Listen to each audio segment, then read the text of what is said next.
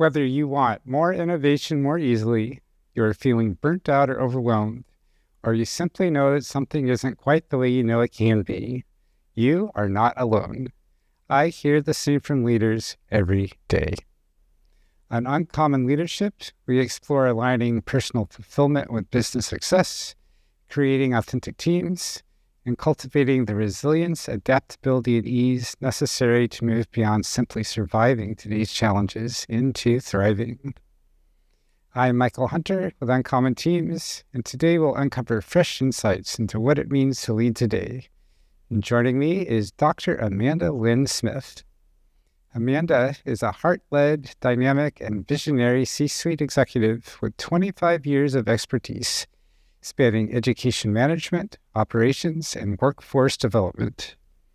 A strategic cross-sector leader in online education and higher education innovation, she is passionate about driving student success, improving workforce outcomes, and shaping the future of learning through technology-driven solutions and transformative product development. Welcome, Amanda. Thank you, Michael. Happy to be here. I am so excited for our conversation today. When did you first recognize that integrating your whole self and bringing that into everything that you do might be a valuable approach? I would like to say that I had this figured out from the very beginning of my career, but I didn't. When I look back, in like my early years of primary education, teaching young children, and then moving into higher ed and managing teams, leading organizations. Again, like I'd say the first 15 years of my career, I was a little bit of a workaholic, right? Like I poured everything I had into it, morning, noon, and night. It was not unusual for me to, be to the classroom hours before school started, or, be to the office hours before the day started, and kind of burn the midnight oil as well. And I look back on some of that time, and I'll admit that I think I held that standard, and I held that bar kind of to everyone around me as well. Like I kind of expected that, like, if I was doing it, everybody else was going to do it, and it honestly wasn't until 2020. It was when COVID happened that, like many people, across the world, I had the opportunity to just take a breath and take a step back and really think about what matters. And so much of that came from this deep desire to take care of the people that I was responsible for, right? My colleagues, my team members, in a spirit of wanting my team and people that I work with to be able to do great work, to be able to take care of the things that they're responsible for, and to be able to take care of each other, and to be able to take care of our customers or our students. People needed to take care of themselves first. And it was during COVID, like for the first time in maybe my life, but really in my career, that this idea of, like, you have to take care of yourself first if you're going to pour into other people. If you're going to be a heart-led leader and you are going to pour into other people, you have to make sure your cup is full. And if you need to fill your cup, then you need to stop and think, like, what's really important to me? What does that for me? Right? Like, is it going for a walk with my significant other? Is it spending time with my kids playing outside? Is it taking my dog for a nice walk in the middle of the afternoon? Is it a yoga class? Is it a run in the morning? What is the thing that helps each person kind of refresh and reset and make sure that their cup is full?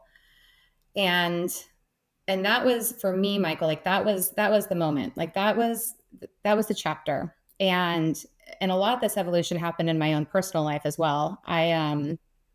I've ridden horses competitively my entire life. Horses have always been a really important part of who I am on a personal and spiritual level, for that matter. And in 2020, I had the opportunity to move to Kentucky. I was living in Dallas, and the company went remote, and I had the opportunity to move to Kentucky.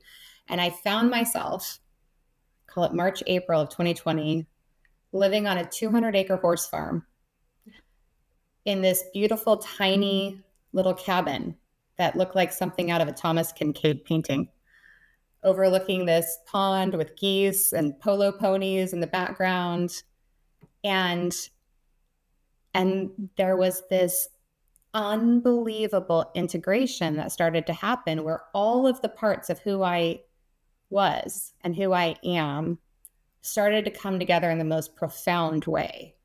And it became like a daily thing that I'd get up in the morning and I'd, pour my coffee and I'd sit at the kitchen table and, we'd knock things out, all kinds of incredible transformative work, just knocking things out, call it noon, 1 o'clock. And I'd take a breath, I'd take a break, I'd put on my riding boots, I'd walk across the pasture, I'd go jump on my horse for half an hour, take my boots back off, sit back down at the kitchen table, and get right back to it till 5 o'clock. Right. And that moment of like being able to like take that breath and find the thing for me that let me refill my cup, gave me even more momentum, even more desire, even more passion to help my team members and the people I was responsible for, the people that I was responsible for taking care of, find that thing for them.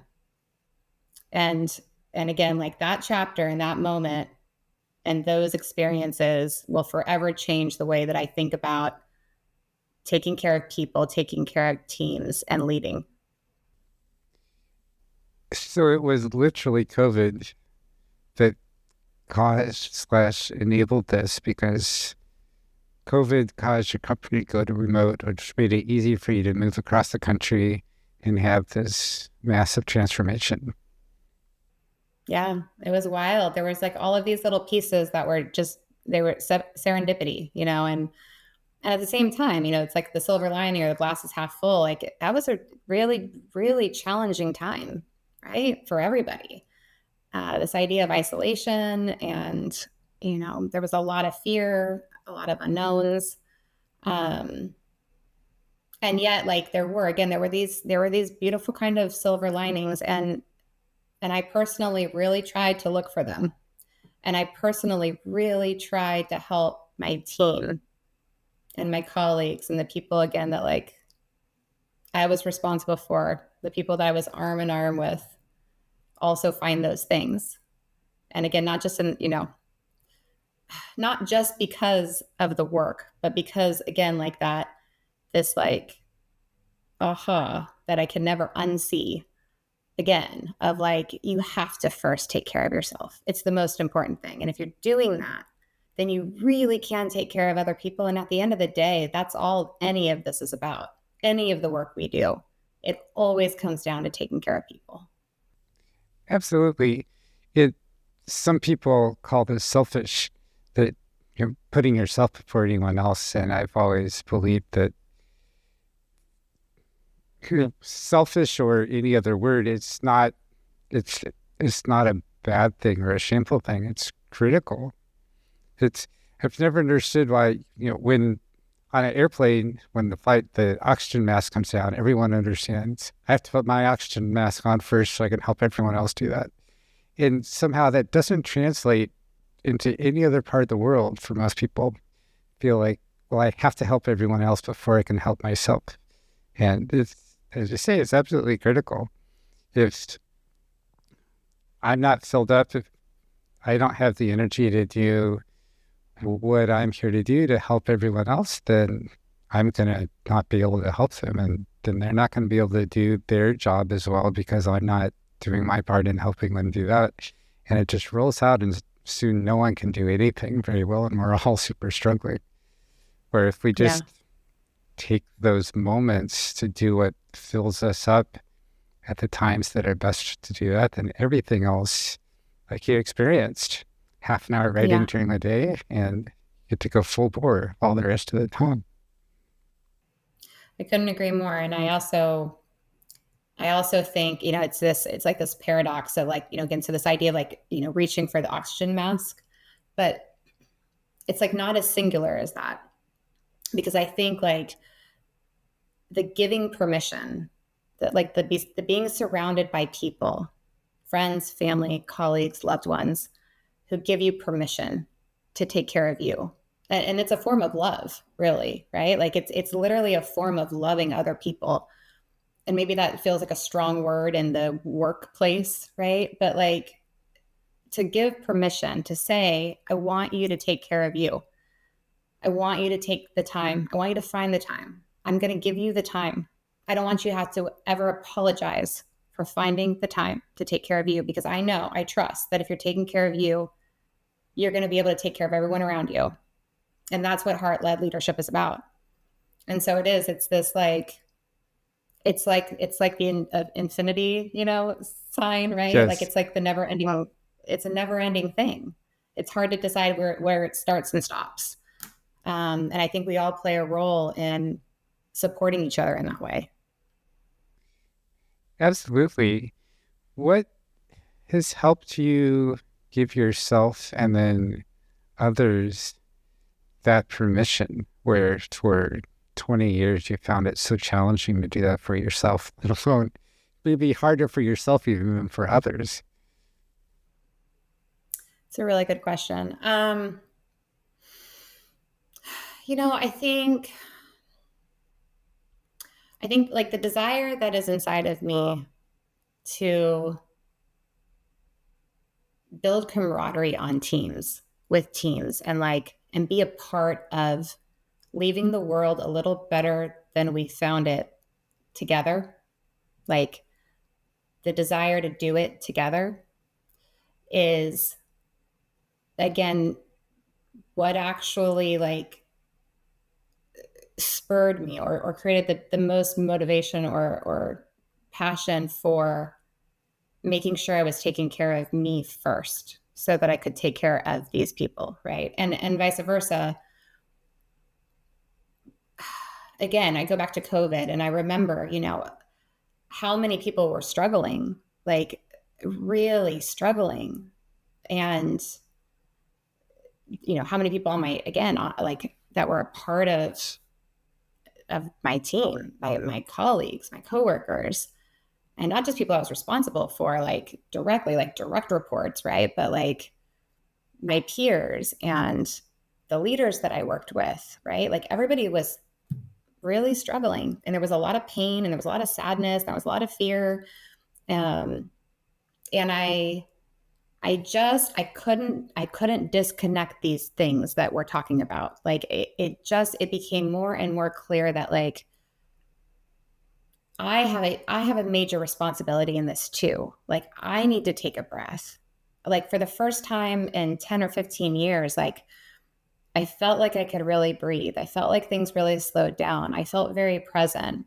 And I was feeling those things. I was having that experience because for the first time in my entire adult life, my entire professional career, I had this ability to live at these intersections of like these things that were a part of my essence, like being out in the country and breathing fresh country air and looking out at wide open spaces and finding time like every day to be in the presence of these incredible soulful animals we call horses.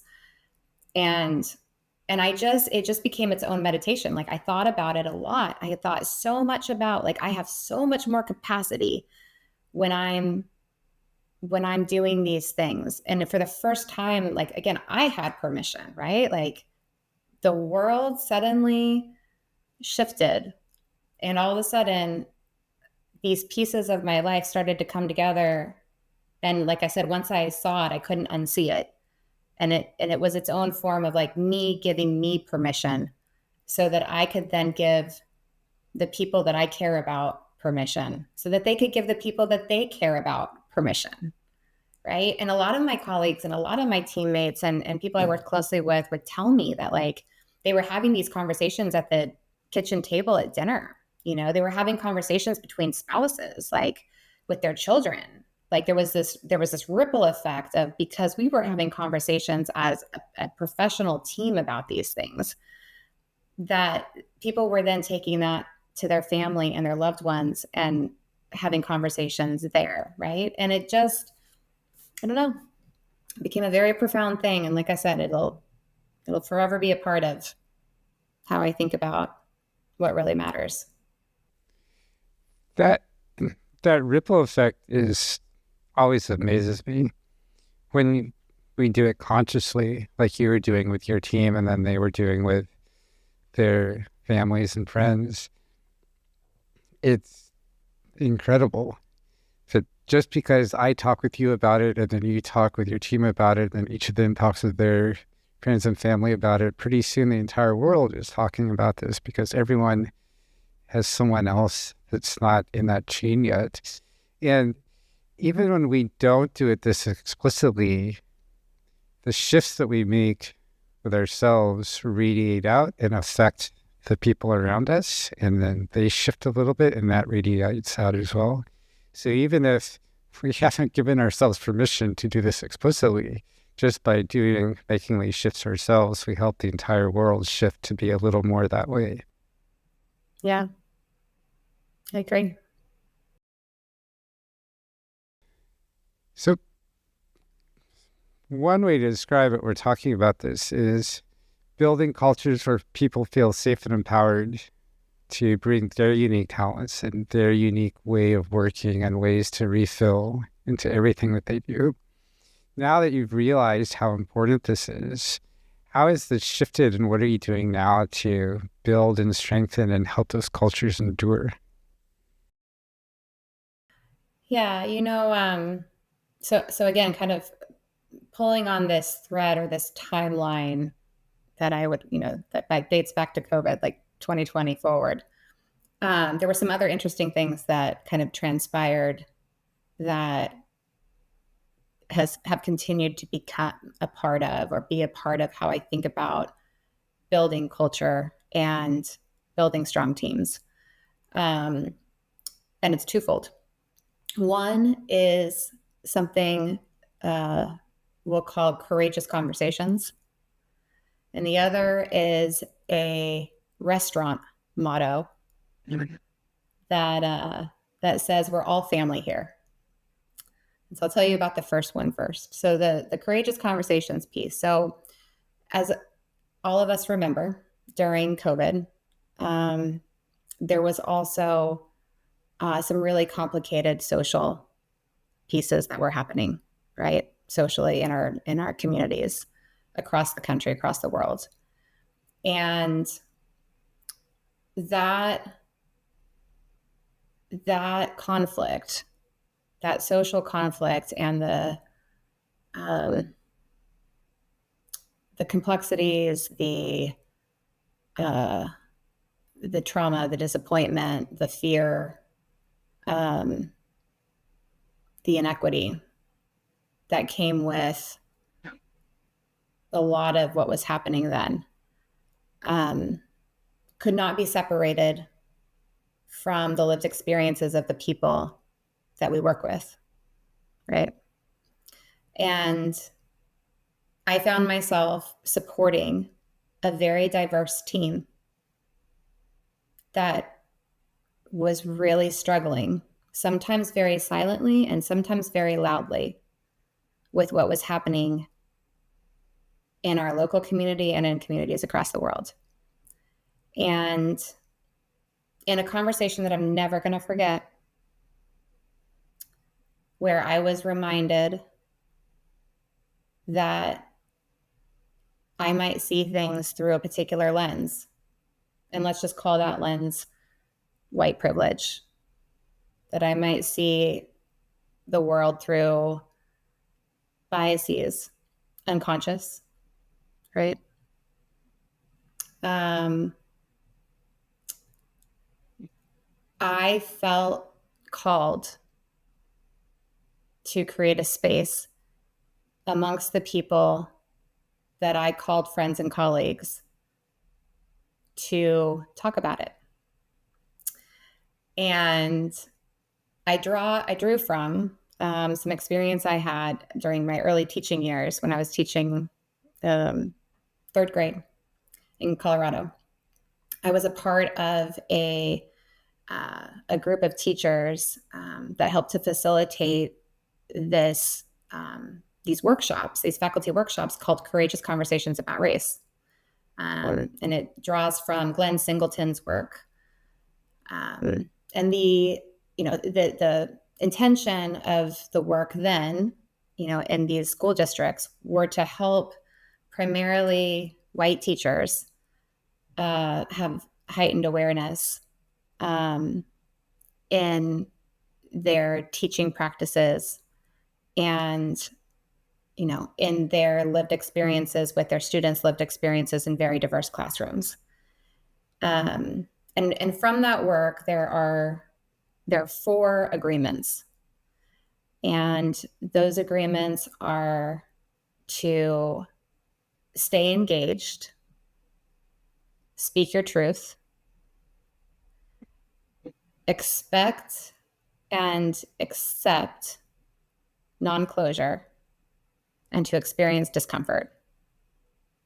The order of I got them slightly out of order. It's stay engaged, speak your truth, experience discomfort, and expect and accept non-closure. And in a moment I look back and I think like it's kind of wild that we leaned into this together, but there were, I don't know, let's call it probably 50 team members, maybe a few less. That might be a little high, right? That were a part of my like direct kind of like responsibilities under my umbrella. And, even when we first started talking about doing this, it was like me with my like direct reports, like the 4 or 5 leaders on the team. And I brought this idea. I was like, what if, once a month we set aside an hour and we have a conversation, and it's very guided and it's very facilitated. And we create a space to have conversations about the things that are happening in the world because they're happening.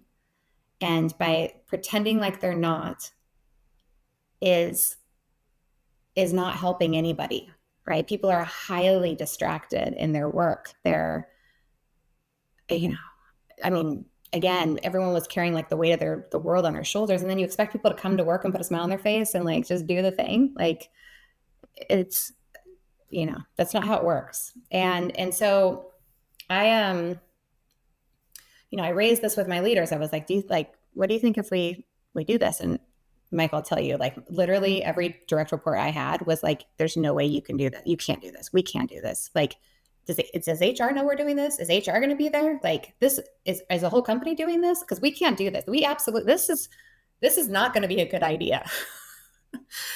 And I was like, I'll tell you what, it's like, I don't know, we're riding out into the frontier. I'll go first. And if this thing implodes, if this turns out to have been a terrible idea, it's my name on the line. I'm on the line. Nobody else is. It's me. So I'll go first. And so we started to do this work once a month, very guided. I mean, again, there was like Glenn Single, there's a whole framework around this, right? Like there was plenty to draw from in terms of like, how do you keep these kinds of conversations on the rails? And we did. And I believe, and if you were to talk to any of my colleagues or teammates who were a part of this work, we did it for 3 years, I think, like 3 straight years of like once a month committed to the work. The outcomes of that were just beyond your imagination in terms of how the culture of the team was strengthened.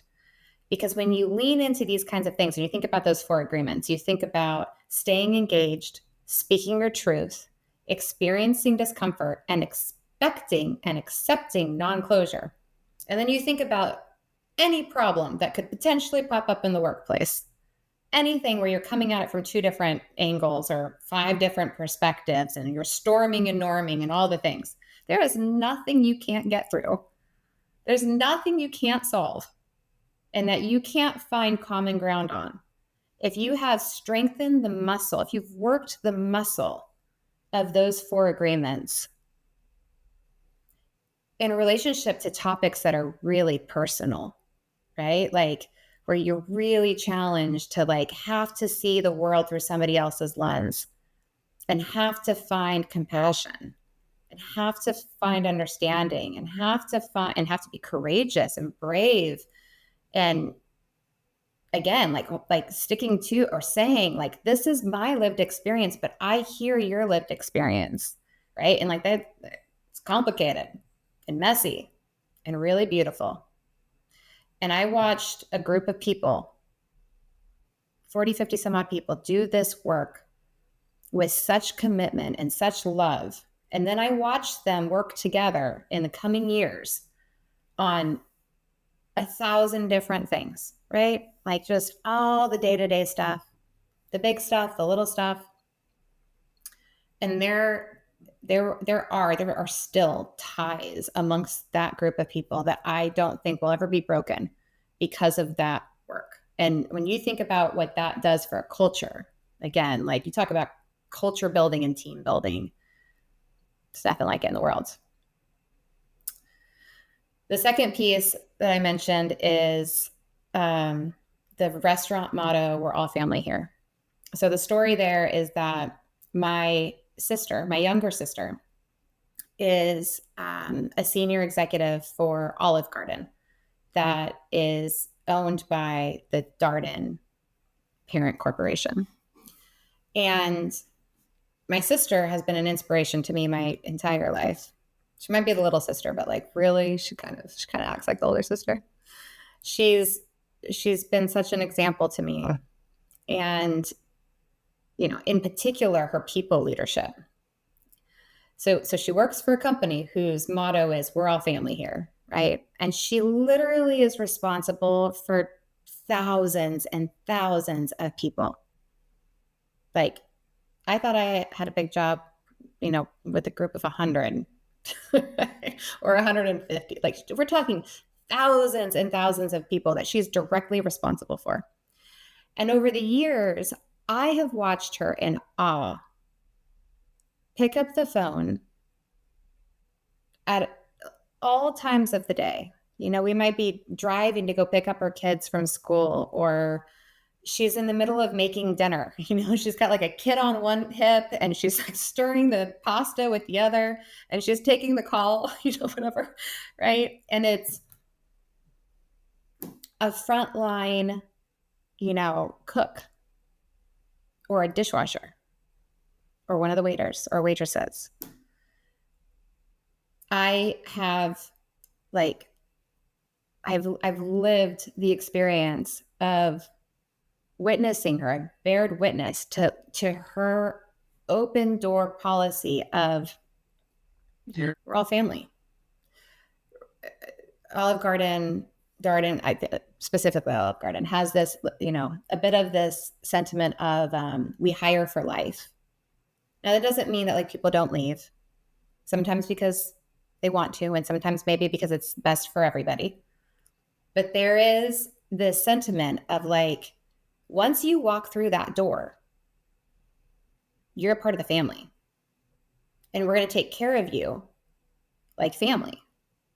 If you're going to expect your people to take care of your customers like family, if that's your motto, we're all family here, which means as a customer, as I walk in, I sit down, I order dinner, I feel like I'm part of the family, then your team better feel like they're part of a family, right? Like you can't give something or create something if you're not living it, if your teams aren't living it. And so this idea of taking care of people like their family, like they are family, is very close to my heart, and the way that I lead and the way that I think about building culture and the way I think about building camaraderie. And it all goes back to like, well, why do we do these things? Like, what's the point of doing these things? Because if you want whatever the thing is that you're doing to make a lasting impact on the people and the customers and the communities, and in the case of education, the students that we serve, there better be a whole lot of goodness, a whole lot of warmth and commitment and passion, and I even use the word love, amongst the people that are delivering that experience to all those people, right? And so, again, those two things are very close to my heart in how I think about culture building. How do you explain the business value of all this squishy people culture building stuff where it's, yes, when you do the work 3 years later, you have a super close team that are friends for the rest of their lives. And when you're starting out on that, or you're convincing your manager, your board of directors, whoever you need to get started, your team that you're doing this with, how do you talk about how this is going to help the company achieve its goals? So easy for me. It's funny. I had one of my supervisors. If he ever listens to this podcast, he's going to know exactly who he is. Literally ask me, like, what is the value of, like, can you describe to me the company value of this work that you're doing? Like, how does this impact the bottom line? And it's easy. Like, look, happy people stay. When you retain people, it's tons of cost savings. The cost of recruiting new employees, onboarding them, the cost of that to a company, the cost of losing people, the cost of people leaving really unhappy, litigious situations, right? Like, and then there's the customers. Happy people equal happy customers, right? Like, if you have people that are dedicated and staying, are committed, they feel trusted, they feel cared for, they feel valued, they're going to make the customer feel cared for and valued. And the customer retention on that has a monetary value to the top and bottom line, doesn't it? Right? And so, we can continue to pull that thread. Teachers, instructors, faculty, right? Like, if they feel cared for, if their day-to-day work experience and professional experience is better for the time that is spent, like, building camaraderie and building trust and making sure people feel heard and seen, guess what? They're going to make sure that the students that they take care of feel heard and seen. They're going to be more patient. They're going to give more time. They're going to be more present. They're going to give more of themselves. And then what does that equate to? Students being retained, right? Students completing their programs and graduating, like students staying.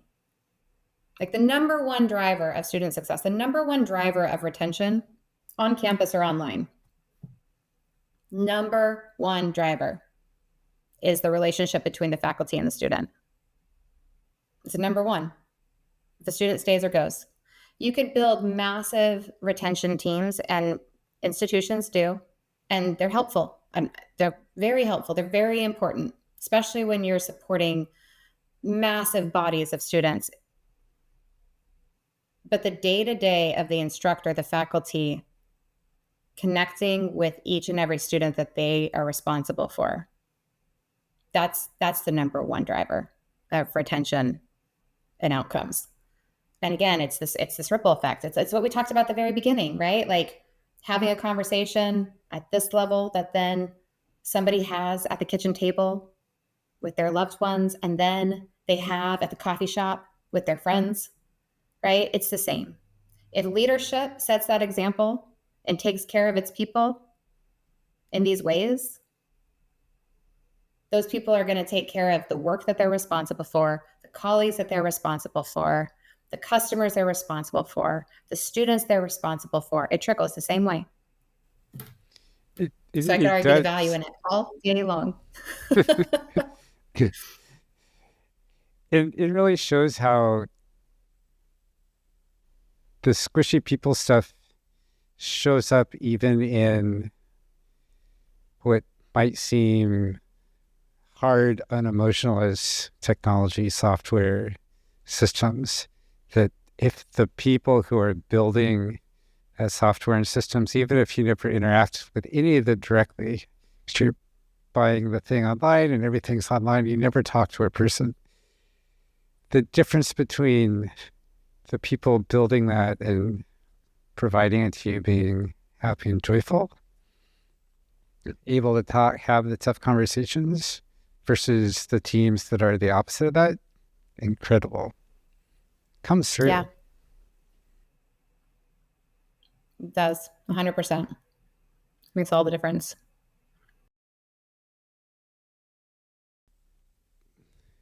Is so we've talked a lot today about helping people find their way through change, uncertainty, overwhelm, all the things that came with COVID and the things going on in the world at that time and now. What else do you do to help people find their way through all this and experience all this craziness and still be able to settle back into the joy that you help them create? All of these things are connected. It's hard to like kind of pull one piece apart from the other, but when I think about like how do I continue to help people navigate, you know, the complexity that is the world that we live in, the complexity of the work that we do. There's always ambiguity. There's always uncertainty. There's always unknowns. And again, I think, the answer might seem overly simple. It goes back to this holding space, holding space for people. And then in those conversations, and maybe it is a conversation where somebody, respectfully sends me an email or a Teams message or a text message saying, hey, Amanda, when you get a few minutes, can you give me a call? And I'm like, absolutely. I'm wrapping up the day today at 6:30. I'll call you at 7:30, if that's okay, whatever, right? Whatever the thing is, like I'll make the time. If I had $1 for like every time I've just like walked circles around this house in the evenings, talking to somebody, right? Like no longer on the computer, no longer on Teams, no longer on Zoom, just good old fashioned phone call. There should be like trenches, like right around the house from that, from the hours kind of spent over the years of making that time. And so then what do those conversations sound like? It's like, Michael, like regardless of what's happening, whatever the thing is, it could be a conflict with a colleague. It could be like somebody's struggling to get something done, or they're coming at it from different places, or there's been a misunderstanding, or it could be a frustration, something's happening with a customer, a client, a student, whatever the thing is. It could be that somebody's, they're going through major life changes personally, and they're thinking about making a change, and maybe they're thinking about leaving the company, or they're figuring out what their future looks like at the company, whatever the thing is. I feel like 9 times out of 10, the topics, the themes, the mentorship that, at least for me, that I often provide to people kind of comes from, a handful of places. And it's really kind of fundamental stuff. Like it's, about staying true to yourself and like staying true to your values. It's being a good person. It's being kind, like kind of going out of your way to take the higher road and to do the right thing, like really operating with integrity and honesty and transparency.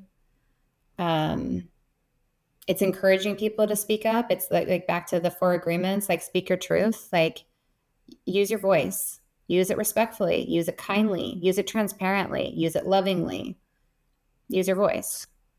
There's a bit of, just remember that like you can only control what you can control. And that there is some of this, like sometimes regardless of like what your belief system is, you have to like give it to God, for lack of a better word, right? But like the sentiment of that sometimes you have to have faith. You have to know that you can't control everything, that you won't always have the answers, that you have to lean into what you can control, and what you can control you manage with as much grace and compassion and integrity as possible. I think in today's world, like there's so much going on all around us. It's a wild time. I think there's a lot to be said for practicing gratitude, lending a helping hand, like just where you can. Like if you can help, if you can just do some small thing, make some person's day just a little bit better. Just give of yourself a little bit. Like it's what's the, and again, without sounding like totally, I don't know, because this is so true for me. So I'm going to use the word cheesy, like without sounding cheesy, but because like I recognize it could be people that are like, she is so rose-colored glasses. Like there is something to be said for the, like, be the change that you want to see in the world, and that applies to every circumstance. Like if you zoom out and take a look at whatever the thing is, like how would you want to see that thing handled? What would be the best outcome? And how would you get there? And then be that, right? Be that driver, be that change maker, be that heart-led person that leans in with a little bit more grace and a little bit more love and a little bit more compassion, a little bit more patience, not just for whatever it is you're dealing with, but for yourself as well. Right? And so, again, it's like I said, Michael, if I had $1 for every time, over many years that I've taken those phone calls, the way that I've watched my sister take those phone calls, we're all family here. It's the sentiment of a lot of what I share as a leader, as a fierce driver, as a fierce operator, as somebody who is also known for getting stuff done, right? Like we've spent a lot of time talking about all the warm and fuzzy things. I've said a whole lot of warm and fuzzy things. The two things, you can't separate the two things, right? And the reason that I've been successful and I've been able to get so much done and been able to help support teams through massive transformations while still maintaining that collaboration and camaraderie and culture is because of these things that I don't think you can separate at the end of the day. I agree. It goes back to to your story at the beginning of discovering how to keep your own cup full so that you can help everyone else keep theirs full. If the only way to execute on the business goals and create the outcomes that the business is there to create for their customers is to help to keep our own cups full and help all of our people keep their cups full so that they can do all the work to create all of those things. And just as much as all of the operational have to write the code, do the reports, research the customers, whatever it is, all this squishy people stuff has to be in the right balance as well. And all the other things, remembering to take lunch, remembering to go use the restroom, remembering to stay hydrated during the day, and the things that our physical body needs, that our mental bodies need, that our spiritual bodies need, and that our emotional bodies need. Have to keep all of those healthy and fulfilled in order to keep the business healthy and fulfilled. Absolutely. Couldn't have said it better myself. Thank you. For people who'd like to follow up with you on leading those kinds of conversations, learning more about how to keep their own cup full in the midst of all the business craziness that they have to deal with day to day, what's the best way for them to get in touch with you? I'm definitely very reachable on LinkedIn, so always happy to connect there. I don't know if we'll share contact information as a part of this episode, but again, my email, alsmitheducation@gmail.com is always a good way to reach me. And I really do, I welcome the continued conversations with anybody who's inspired by this episode and by the things we've been talking about today, Michael. I would love to continue these conversations with others for sure. It's great. And I'll have those links in our show notes. Is there anything else, Amanda, you'd like to leave our audience with today? I don't think so. Just that, again, this idea of, walking with the dreamers, the people with their head in the clouds and their feet on the ground, people that have a fire in their belly, people who want to really leave the world just a little better than they found it. That's what it's about.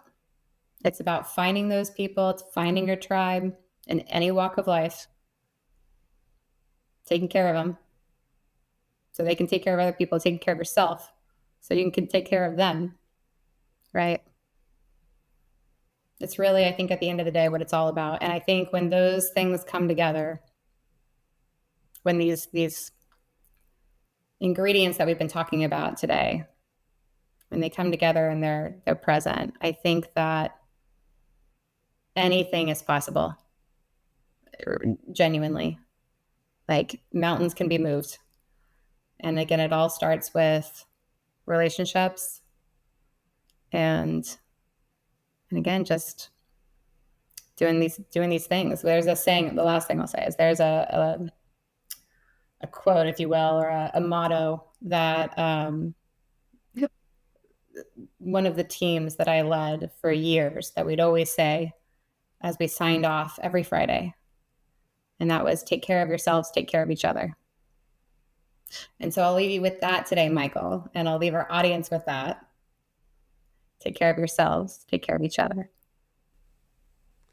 I love it. Thank you, Amanda, for this wonderful conversation today. Thank you. It's been such an honor to be able to spend some time together. So thank you again. You're welcome. And thank you, audience, for spending time with us today. Amanda and I would love to know what helps you keep your cup full. Thanks, and have a great day.